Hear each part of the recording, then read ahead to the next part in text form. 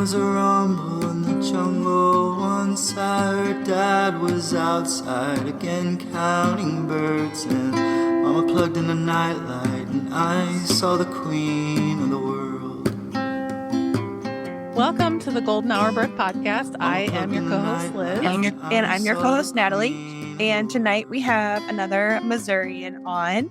Her name is Melisha, and she's a mom of 4. So thanks so much for coming on tonight, Melisha. Thank you, ladies, for having me. I've really enjoyed listening to your podcast episodes. It's just fascinating to hear everybody's stories, and you guys do a great job. I think it's a really cool place that you're creating here. Thank you. Oh, thank you. That's so great to hear. We appreciate that. So if you want to go in and tell us a little bit about your family, and we can go from there.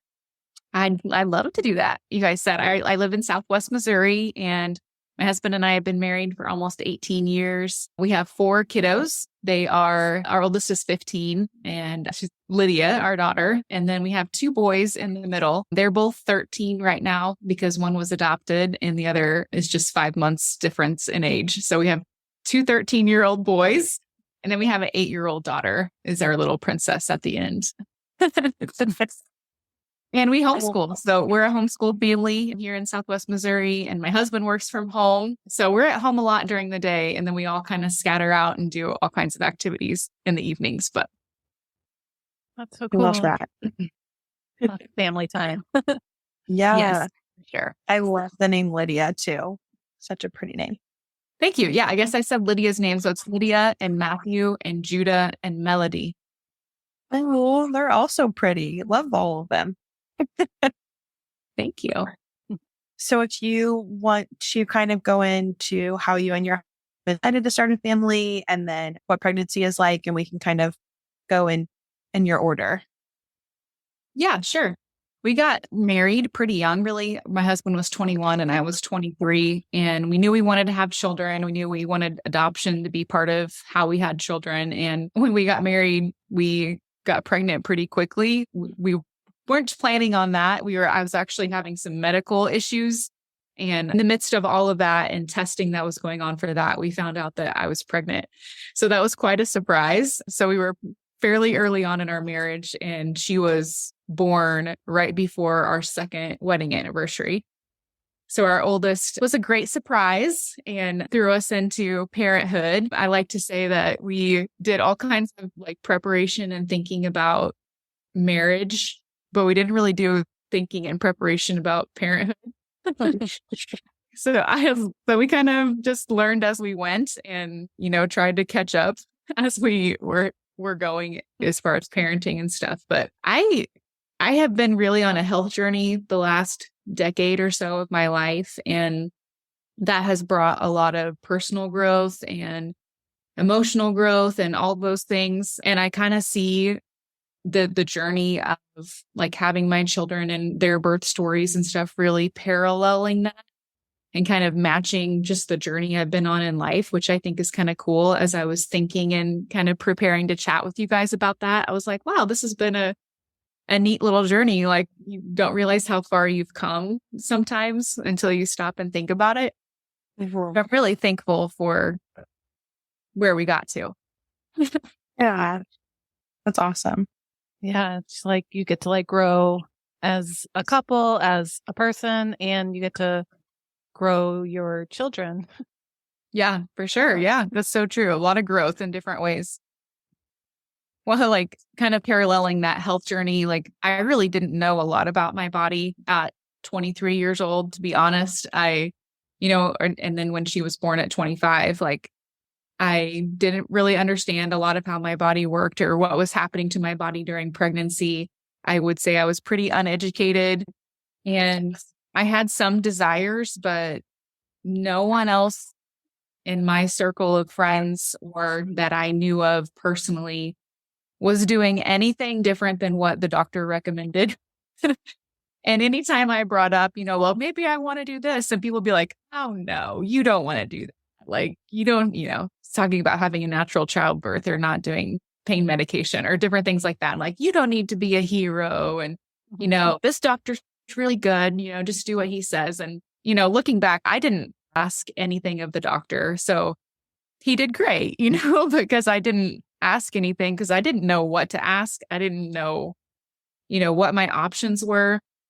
So that pregnancy was really just us following the doctor's orders and recommendations, and the same with the birth. One really interesting thing, I had an epidural with my first birth, and it only worked on half of me. I don't know if you've talked to anyone that's had that experience before. I was really thankful after the fact that happened, because it kind of gave me a glimpse of what it would be like to have a natural childbirth, which was kind of like my desire to begin with, but I was kind of talked out of it, and then I had the epidural and it only worked on half of me. And then afterwards I'd be like, I know I can do this now. Like, so it was kind of a neat thing to how that worked out. Yeah. And I'm thankful for it. It kind of gave me like the courage to actually speak up for what I wanted the next time. So that was an interesting thing about that first one, but I really just, other than the doctor and that medical team, like I just didn't have a lot of support,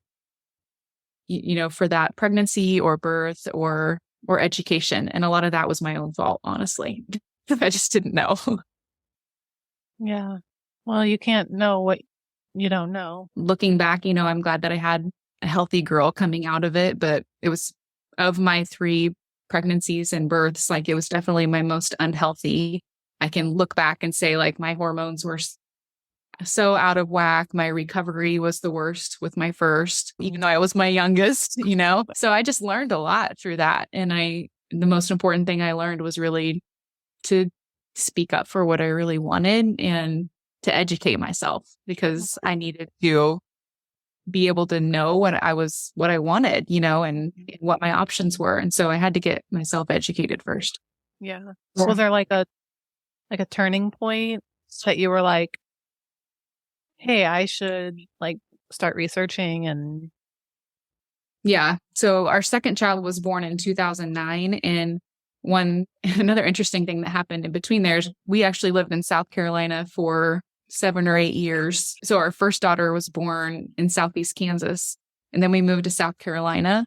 And our second child, or son, was born in South Carolina. So we had a whole new environment. And a lady that I was connected to there was a doula, just like a natural relationship that I already had with someone. And then so when I got pregnant, I had a resource. I had someone that I could ask questions to. And, she gave me so much information and pointed me in the right direction. So that was really a big stepping point for me, is having that relationship with that person. And I think that's what you guys are providing here, is an opportunity for people to share and learn. So I didn't have anything like this when in 2007 or 2009 when those babies were born. And so I just think this is so wonderful, but she was great. And that was such a gift for us. So for going into that second pregnancy, my husband and I both did classes with her and had lots of conversations with her and came up with our own birth plan at that point, because then we're like, oh, now we know what we want. And for that birth, I labored at home for a long time, and I was, really wanting to stay at home as long as I could. But there came a point where my husband looked at me. He's like, I really think we should go to the hospital now. So we were planning to birth in the hospital with our doula there. And so I was like, okay, I think I'm okay. But he's like, no, I think we need to go. And he was really right, because we were at the hospital 30, maybe 40 minutes before he was born. So we barely got in there and got into a room and everything just barely before he was born. And another funny part. So long. Yeah. That's right. I know. It's like the longest part was like actually just getting to the room. And once I was there, I was like, I could not push at that point. And they were like, oh my goodness. But that was a very memorable event. And one of the things on our birth plan was that we really wanted my husband to catch our son as he was being born. And the doctor that we had been working with was really great with our birth plan and everything. He's very supportive. But he wasn't the doctor there that night. And so it was a different doctor that had no idea what we wanted and hadn't read our birth plan and everything. So my husband and our doula we're like trying to explain everything. And my husband was like, I know you just got in there. And I know you don't know this. And I know you don't know what the birth plan says, but I really want to catch the baby. That's like the first thing he said as soon as the doctor walked in. It was so funny. And he did. So he's like, well, let me just check it out real quick. And so he just checked everything out. And then he stepped back and he let my husband do it and just talked him through it.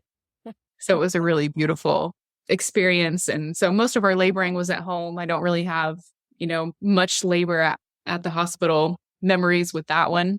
But I really am glad that we were able to be at home so long with him. I didn't have any, complications with that. And I'm glad that my husband knew me better than I knew myself. And That's what I was going to say. Yeah, no, honey, we got this. We're good. And he's like, no, we got to go. he's like, I could see that look on your face.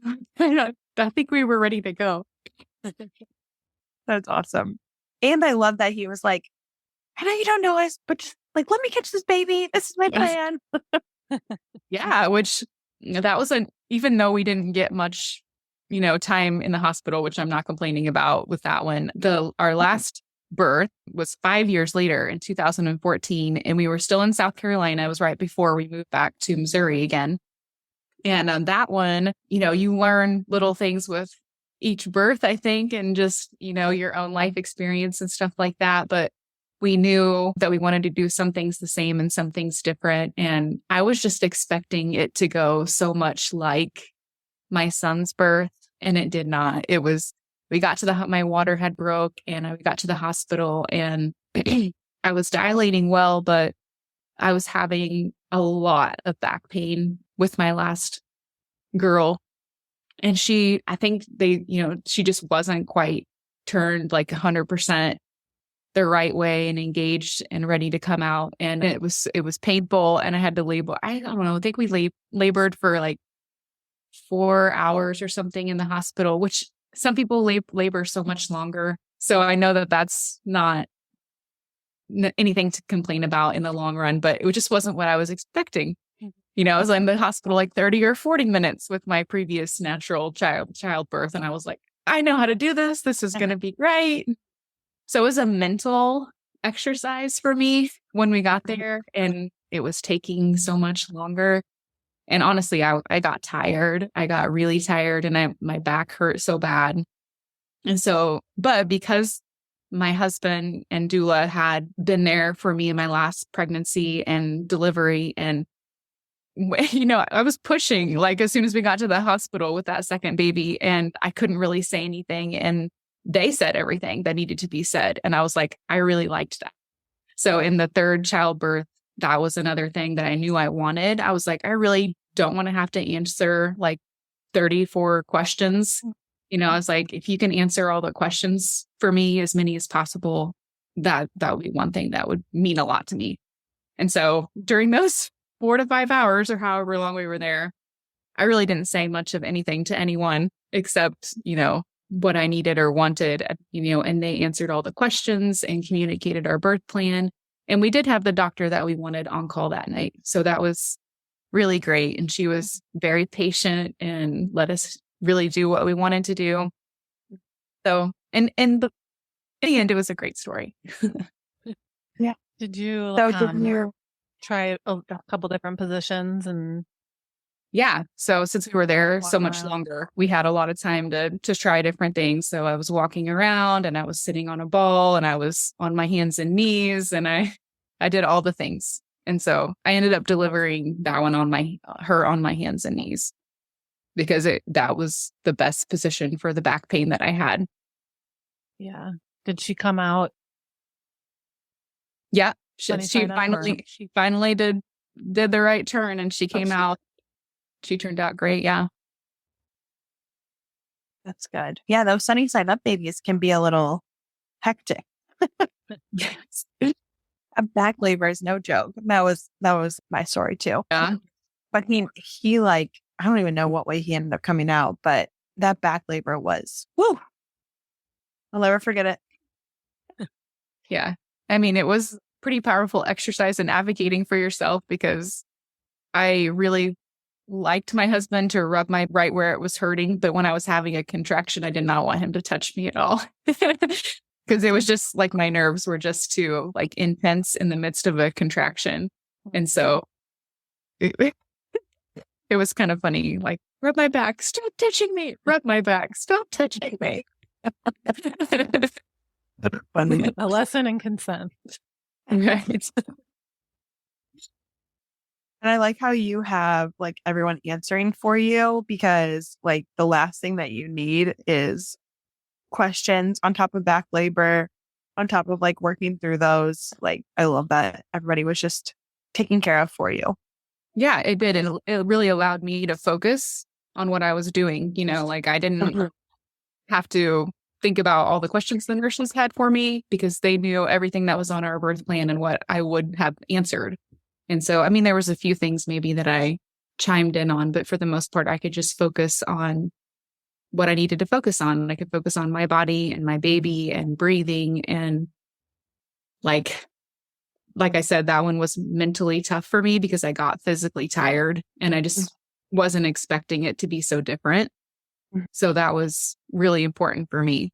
It was really important for me to have that support system there and allow them to do the things that they could do.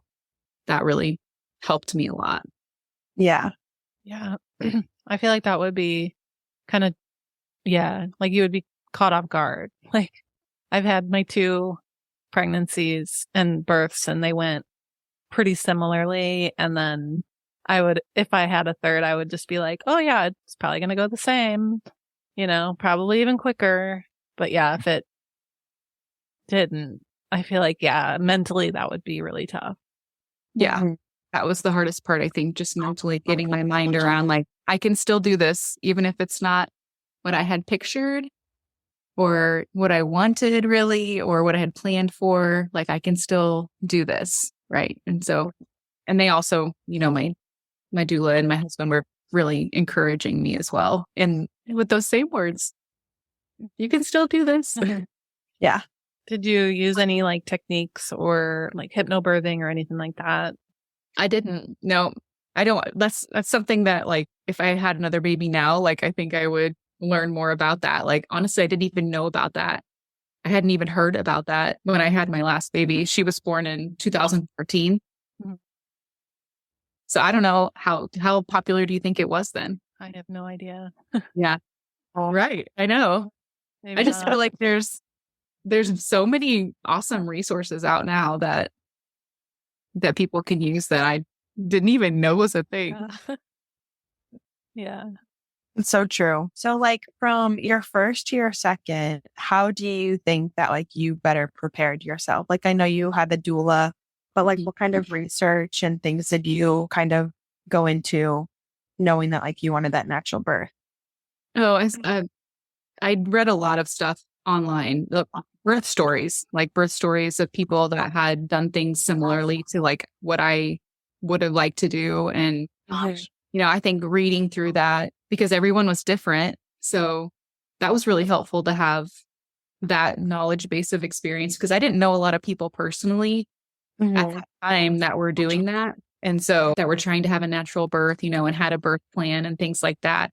And so I had to search outside of my own circle of friends and try to gain wisdom from other people. So I'm really thankful that people were willing to share that kind of stuff and put their stories out there, because it was really helped me mentally think through like, oh, is that what I want to do? Like, I like how they did this. Maybe I would change that, you know, and kind of gave me some insight onto like the different possible situations I could find myself in, you know, and things like that. So that was probably the most helpful thing outside of those classes that we took with our doula. I mean, she covered so much stuff in there. It was super educational. So like outside of that, I really didn't feel like I needed to search for a ton of information, like questions that I had.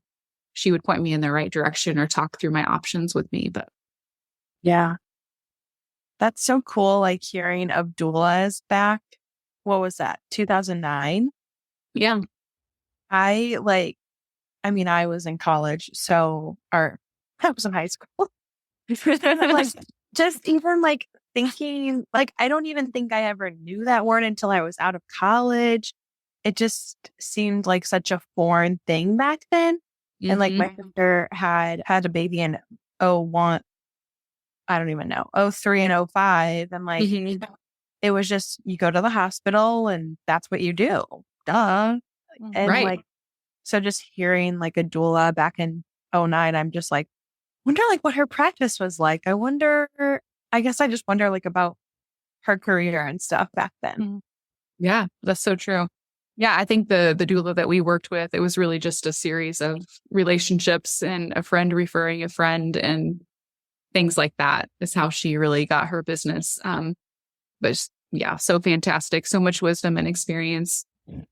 That's just so invaluable when like I didn't have any experience. So like, yes, please come with me. That's awesome. Yeah. And I think like my recovery from my second and third births was so much better than it was with my first. I didn't have the medicine and the interventions. And I had an episiotomy with my first birth. And, and this took so much longer to recover. Yeah. Those are hard to heal from. Yeah. And did they, I don't think I was really asked. I think I was told like, like, we're going to do this now. Okay. And like, okay. Like, I don't know. Like, I don't know. Do I have another option or not? Like, yeah. Is that what everybody does? Okay. I guess that's what we're doing. Like, God. It's kind of ironic because my sister had her first in 03 and she was really young. She was 18. And so they ended up just giving her an episiotomy, and her epidural only worked on half of her body. And she's like, oh, heck no. So she felt the opposite of what you did. She's like, never. That's so funny. Yeah, definitely. I was like, I can handle that. I think I can do that. Like, it didn't scare me. I think I can do this. Yeah. Yeah. Oh my gosh. I just can't believe like they would do that back then, Oh my, like that's very. I know. It's tempting to be frustrated, but at the same time, like I have to take my own like end of responsibility in that. And like, I really didn't ask any questions or like, request anything different of him than what he was planning to do. So, I don't know how he would have reacted if I did. Maybe he would have been great with it, maybe not, but I'll never know.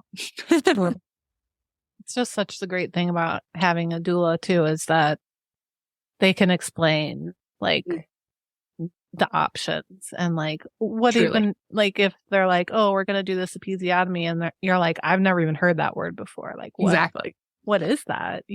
Like, and we just have this like natural tendency to like, our doctors have like authority, like they just go along and do what they say because we think that they're working in our best interest. And in childbirth, it's just different. Yeah, I think, that was definitely my mindset in 2007. And same with my whole health life in general, like birthing my children and my whole health really at that point was just like, do what the doctors recommend and don't ask any questions and, and just work within the system. And then you just learn as you go along. And that's, if I could encourage anyone listening in anything through my story, it would be to really advocate for yourself and educate yourself. Once you educate yourself and you know the options, you can choose. And I am fine with anybody choosing what they want. But when you're not educated and people aren't telling you what your options are, that just doesn't seem right. Right? Yeah. Like people who are serving you know what your options are. So if they don't give them to you and explain them to you, that's just really not right. Yeah. I heard a good quote on a podcast. It was like, if you don't know your options, you have no choice. That's good. Yeah. Yeah. It really resonated with me. Yeah. It's very true. That is true. So tell us about your adopted son.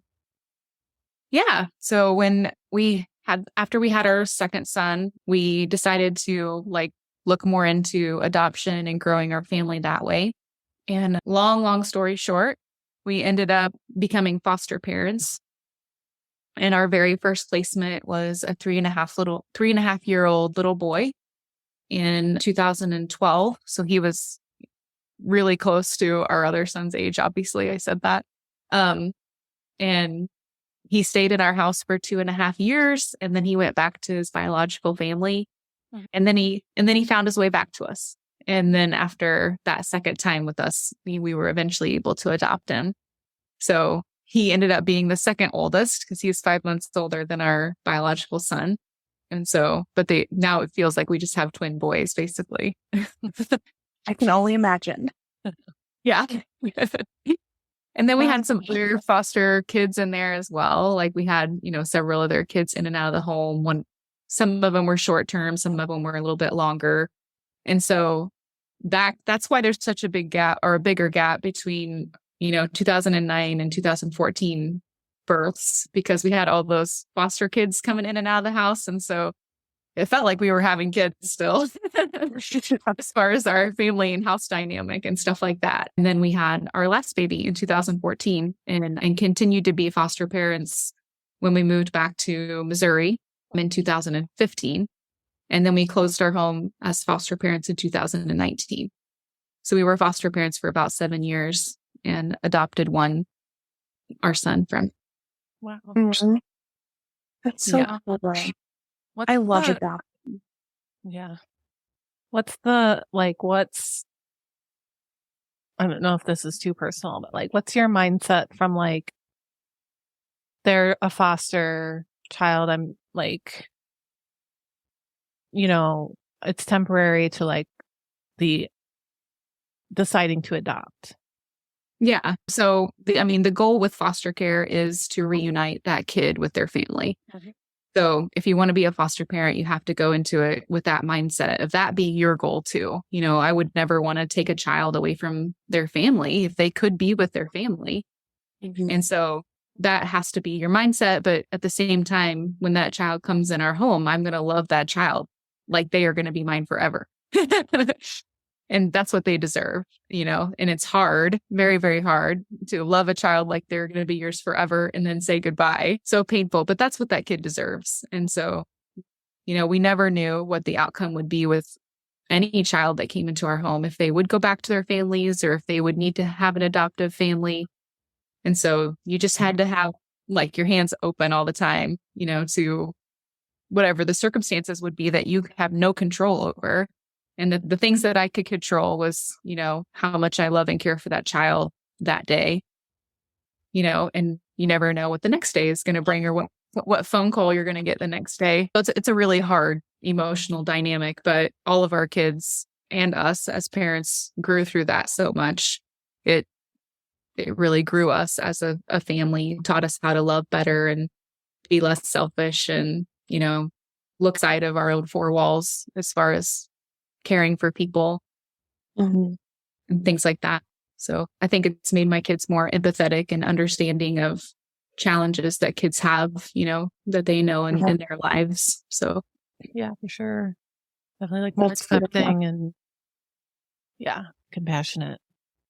yeah. So before we even got married, I knew I wanted to adopt a child, and then we ended up being foster parents. And really, the goal is not to adopt. So it's really hard, like emotionally, like, God knows I really want to adopt someday. So I'm just going to hold that out here with open hands. Like my goal with this child is to get him back to their family.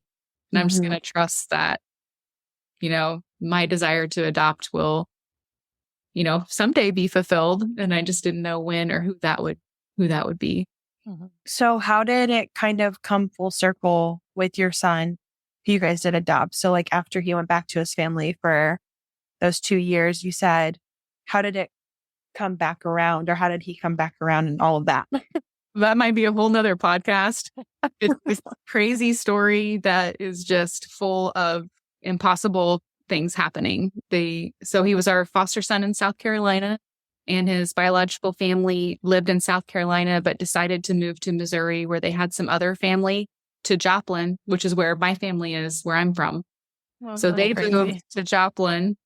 And then when they got here, he ended up, after some time, like a year or so, he ended up going back into care. And so we had a choice to make of what we were going to do. We were actually planning to move internationally. So we had sold our house. We had sold all of our belongings. We were ready to buy tickets to move to another country. And instead we drove our vehicles, which is the last thing we hadn't sold yet, and our suitcases. And we came to Joplin to be here for this boy that had been put back in foster care. And so we had a good relationship with the birth family. And when he went back into foster care, we knew about it. So I asked my sister to go and pick him up at the police station. And she did. And so my sister kept him until we could get back and get a foster license in Missouri and things like that. So, and then long story short, his family gave us their blessing to adopt him. So. Wow. Yeah. It's a crazy. And then we just stayed in Joplin. Does your sister foster as well? Is that why she was? They let her take him as like an emergency kinship placement. Since they had a relationship and they knew each other, they let her take him as like an emergency type situation. Yeah. So, I mean, it really was just a whole thing of like impossible situations lining up. Like, so the thing with adoption, there's always like tragedy involved, with alongside the blessing of the adoption. So there's always heartache that has happened to allow that child to come into your family. So it's always a crazy story to think about. Yeah. I think I've had like my jaw drop twice on this podcast, and last night and tonight were the two. Last night hearing that she had like multiple pregnancies, and then tonight, like that's an amazing, beautiful story. And I'm so happy it worked out for you and your family. That's so awesome. Yeah. I'm really glad that's part of how our family has grown. Adoption's been a beautiful thing for us, and couldn't imagine it another way. Yeah. Very cool. I thought of another thing. One of the lessons I learned that I kind of wanted to share was, being an advocate for yourself and educating yourself. That's so important in every area of your life, really. Another thing I learned through that journey of having those kiddos was not making decisions based on fear. So a lot of people will make decisions because if they're afraid that if they don't do it this way, this will happen, or they're afraid what people will think a lot of times, really, or they're afraid that their doctor will give them some resistance to what they want, so there's a lot of fear involved. And educating yourself helps with that, because if you are educated, then there's less fear, right? More truth about things that can happen or decisions that you're going to make. But that's been a big lesson for me too. And I got more and more confident in that, but by the third time I had a child, then I was like, okay, I'm not going to walk in here being afraid of saying what I want, being an advocate for myself, making decisions and things like that, or, whatever we had already pre-decided before we walked into that room. I don't want to change my mind now because I'm just afraid. You want to be wise, of course. You want to be wise always, but not let fear like guide your decisions. Mm-hmm. Yeah, that's very cool. Yeah. Have you guys ever felt that? Did you feel fear or pressure to do things a certain way? Or Yeah, I'd say with my second pregnancy, I had to have a talk with my provider about, she wanted to induce me and I didn't want to be induced. And I just remember having so much anxiety about having that conversation. And I ended up switching providers after a terrible conversation about it. And I was like, you're not going to like scare me into having an induction, it's not medically necessary. So yep, I've had that same discussion. That mine was more supportive, and they're like, okay, if you're sure,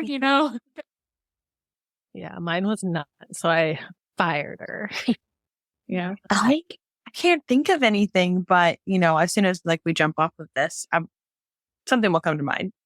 I mean, sometimes it's like, well, you have to do this to your baby because if you don't, then this or this or this will happen.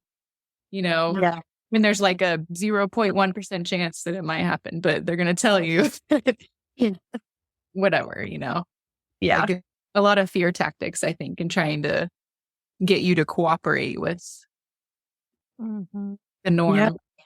Yeah. I mean, I guess like that, I'm kind of going through that like right now. Like I'm 37 weeks.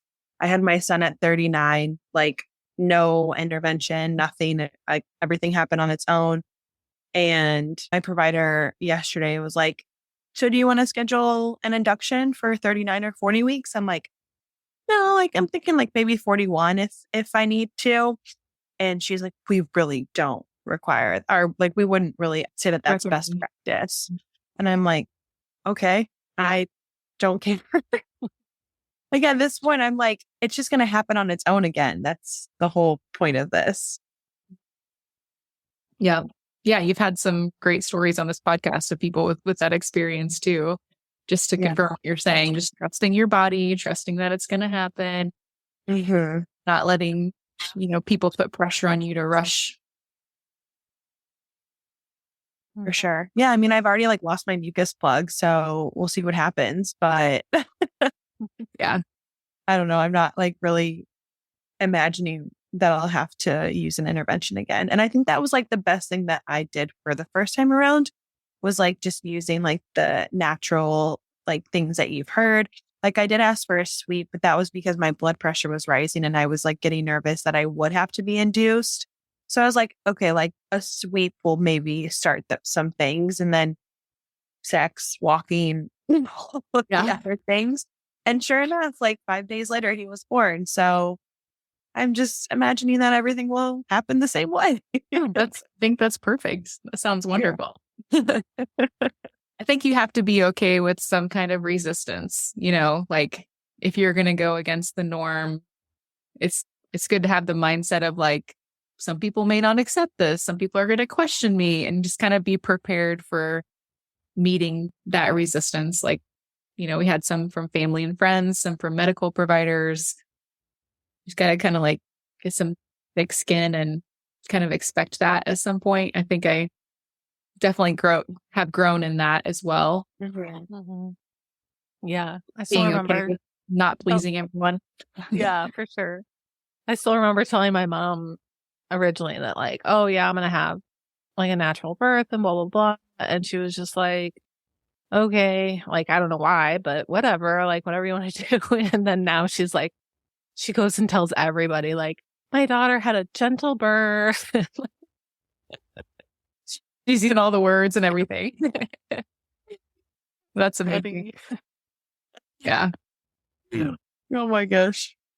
Well, I guess I kind of convinced myself because I had that experience of my first childbirth and the difficult pregnancy and recovery and everything. And then night and day almost for my second birth. So that gave me a lot of confidence, like going into my second birth. I was like, that's definitely the way I want to do it, Yeah. It seemed like a total 180 from your first to your second.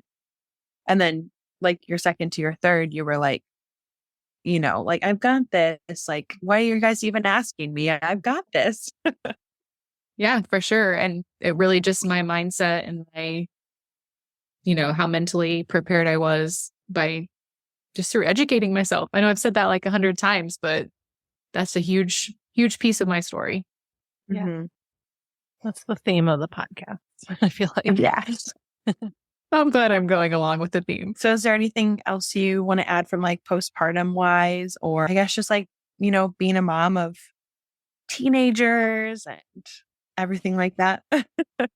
Yeah. I mean, thinking back postpartum, like I learned a little bit each time as well. And so by that third child in 2014, I knew a lot more about health and wellness in general and like nourishing foods. And I knew what my body was going to need to recover. And so I was just much more prepared.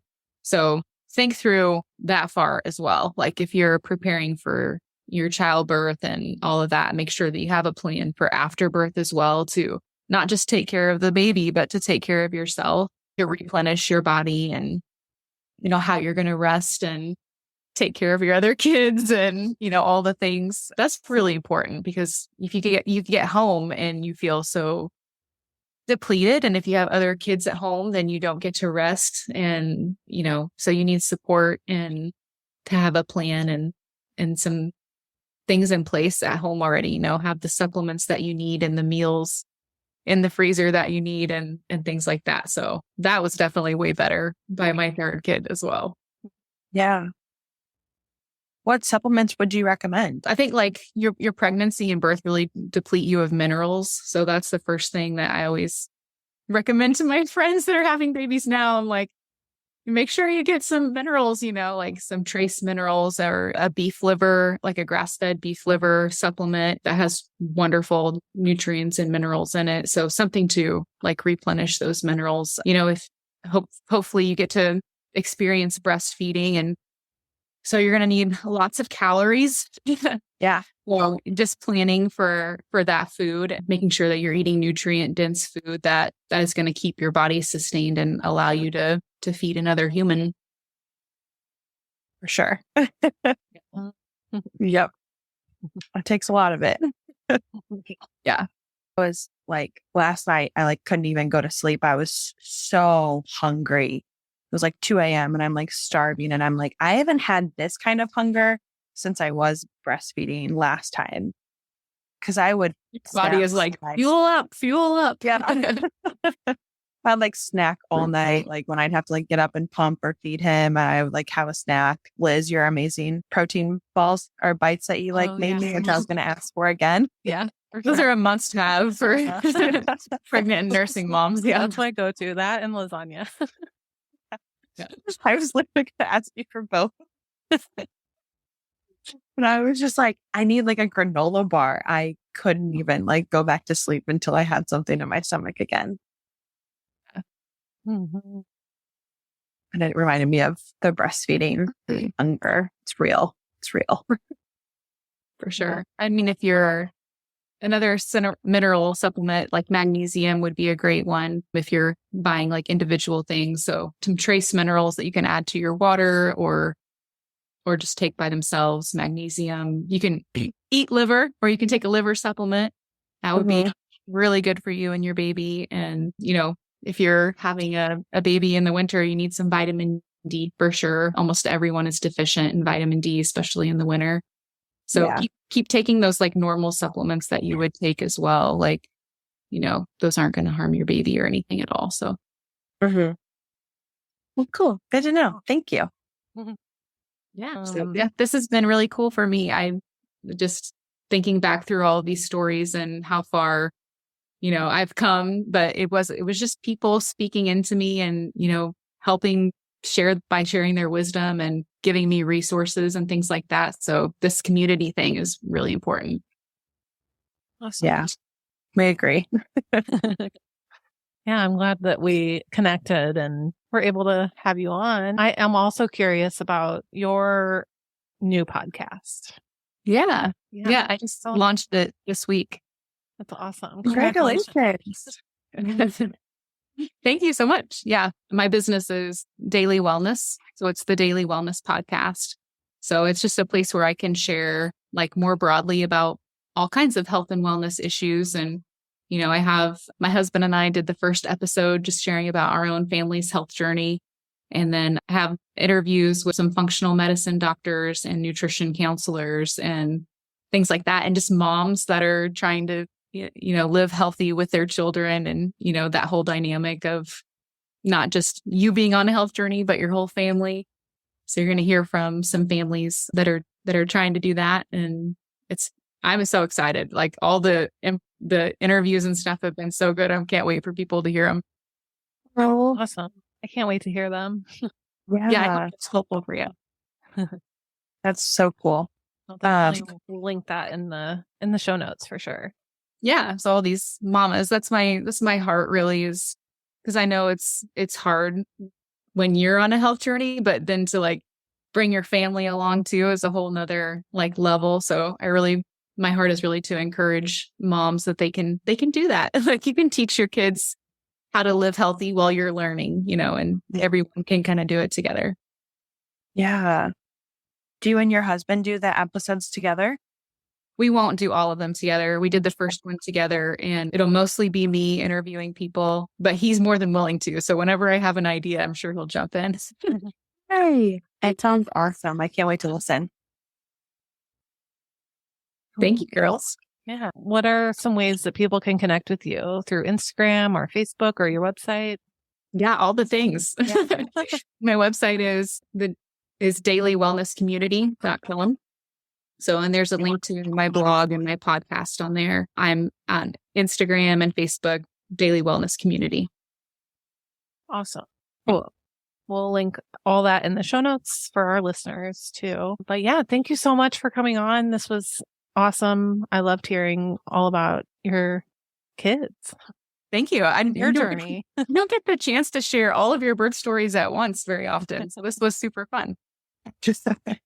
Yeah. I loved hearing all of that and then how the adoption came full circle. It's like making my heart just so happy and warm for your family. And I loved it. Thank you.